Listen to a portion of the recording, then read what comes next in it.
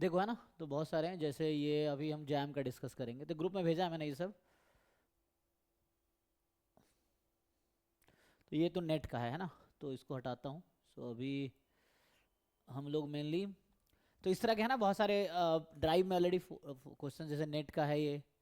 दूसरा अगर देखेंगे तो दूसरा वाला जो है मेरा,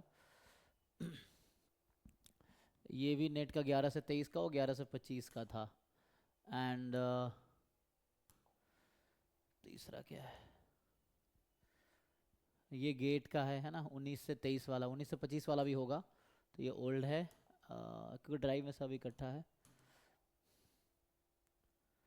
ये आई थिंक जैम का है ना, पहले डिस्कस हुआ है इसलिए वहीं से ओपन हुआ है सीधा। बताओ जी, इसमें डाउट है? ये देखो इस फोल्डर में कौन कौन सा क्वेश्चन है। जो लोग भी ट्राई करके आए हैं, है ना। Sir 51 and 56। ये 50। इसमें है ना? चैट में लिखो, चैट में। हाँ जी। ओके सर, लिख देता हूँ। चैट में क्वेश्चन नंबर लिखो, इस वाले फोल्डर देख लेना, दो है। एक स्टैंडर्ड वाला अलग है और ये अलग है। इसमें क्या लिखा है हेडिंग? इसका हेडिंग है PYQ मल्टीवेरिएट डिस्ट्रीब्यूशन। अगर मैं नेक्स्ट ओपन करूंगा तो ये देख लेना, नेक्स्ट है स्टैंडर्ड मल्टीवेरिएट। तो जैसे ये भी पहले डिस्कस हुआ इसलिए सीधा यहाँ से ओपन हुआ है।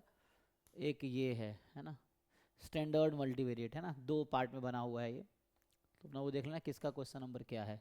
तो अभी हम पहले ये डिस्कस कर रहे हैं मल्टीवेरिएट डिस्ट्रीब्यूशन वाला। ठीक है, तो इसमें जो भी जिनका है उसका सर क्वेश्चन नंबर। हाँ जी। सर एक डाउट था हम्म कि हमारा हमें मैक्सिमम कितना टाइम लगना चाहिए कोई अगर बड़ा क्वेश्चन है उसकी कैलकुलेशंस में, इसलिए स्ट्रेटेजी हो अपनी। नहीं, वो क्वेश्चन पे डिपेंड करता है ना। अब वो ऐसा कोई हार्ड एंड फास्ट रूल तो है नहीं। जैसे मैं कई बार रिपीट किया हूँ कि जैसे 3 घंटे का पेपर है जैम का। अब अब कैसे डिसाइड करोगे इस चीज़ को कि कितने टाइम? वो तो क्वेश्चन के लेवल पे है। अब मान लो आसान क्वेश्चन है तो कोई भी इजीली कर लेगा, मुश्किल है तो किसी को भी टाइम लगेगा, तो छोड़ना पड़ेगा। जैसे कहने का मतलब, मैं अगर ऐसे समझाऊं तुम्हें कि जैसे अभी मैं बता रहा था कल परसों ही, जैम 2023 में जिस बच्चों के 30 मार्क्स से अराउंड 100 रैंक था, 2024 में जिसके 30 मार्क्स से 300 रैंक था, 2025 में जिसके 30 मार्क्स थे उसके 40-45 रैंक था, चलिए 50 के आसपास रैंक था ना, 30 पे, हाँ 32 पे 45, 50 के आसपास रैंक, 30 मार्क्स पे 50 के आसपास रैंक है। तो अब कैसे आप डिसाइड करोगे कि कौन से पेपर कितने टाइम लगना चाहिए? इसका क्या बताना चाह रहा हूँ, सबने 3-3 घंटे अटेम्प्ट किए हैं। जो मैं 23, 24, 25 का डेटा बता रहा हूँ आपको मैं, है ना। वैसे बता रहा हूँ, तो 3 साल का डेटा। अब फिर से रिपीट करता हूँ, 2023 में 30 मार्क्स पे 100 रैंक था, 2024 में 30 मार्क्स पे 300 रैंक था, 2025 में 30 मार्क्स पे 50 रैंक था। तो 3 घंटे का ही पेपर है। अब एक ही बच्चा अगर तीनों बार बैठेगा तो ऐसा नहीं कि वो हर बार सेम मार्क्स लाएगा। तो ये लेवल डिसाइड करता है, ऐसा कोई रूल नहीं है कि कितना टाइम लगना चाहिए। अब रह गया एग्जाम की बात। एग्जाम में बैठे हो, तुम क्वेश्चन कर रहे हो, तुम्हें 3 घंटे में 60 क्वेश्चन करने हैं। तो अगर सारे क्वेश्चन को इक्वल टाइम मान लो मैं दे दूं, तो उसके हिसाब से देखो 60 क्वेश्चन 180 मिनट है। एक क्वेश्चन में कितना बनता है एवरेज?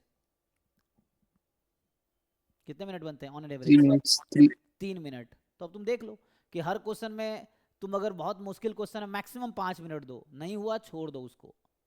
ये है। तो इसलिए पहले एग्जाम में आसान क्वेश्चन करना चाहिए कि जो 1-2 मिनट में हो जाए, ठीक है। लगे ज़्यादा टाइम लगेगा तो मत करो शुरू उसको, वरना पहला क्वेश्चन में तुमने आधे घंटे लगा लिए, तुम्हारा एग्जाम खराब ही होना है। ये चीज़ें हैं तो उसमें, क्योंकि प्रेशर आ जाएगा ना। तुम 10 तक पहुंचो, अगर पहले क्वेश्चन में आधे घंटे लगा लिए, तुम 10 तक पहुंचोगे तुम्हारा 2.5 घंटा खत्म हो चुका है।